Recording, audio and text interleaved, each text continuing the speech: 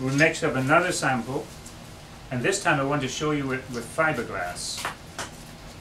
So again, it's a 1-to-1 mix, but it's very forgiving. As long as you make a good effort to make it 1-to-1 like that, that will be perfectly fine.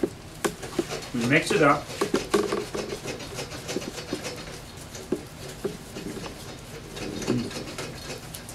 Mix it until no more streaks of black, no more streaks of white.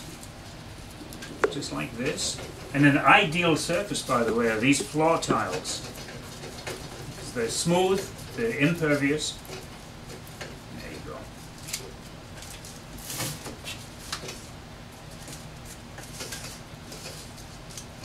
Okay. Now what you can do with this is use it with fiberglass to make a wrap. Take fiberglass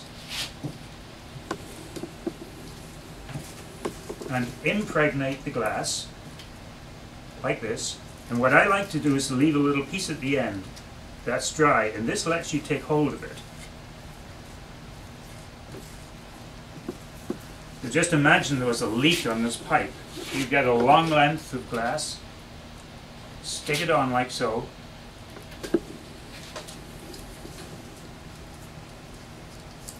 pull it down hard, and simply wrap it around. The excess material comes in, and use as many wraps as necessary to get a good, tight, well-sealed repair.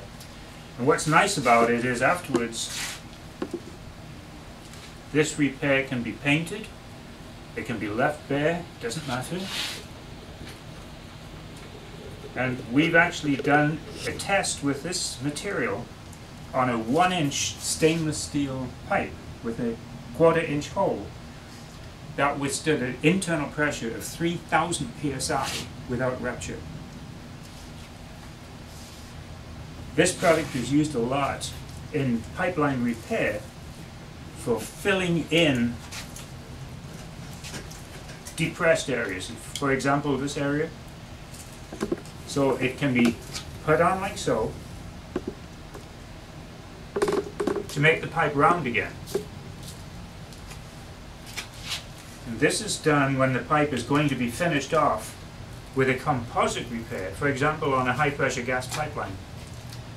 And what that does, it lets the composite mold to the pipe. So this will be hard very shortly, and when it's hard, that can be smoothed over with a wood rasp to make the pipe cylindrical. And when used in this way, it's approved by US DOT for high pressure natural gas pipelines.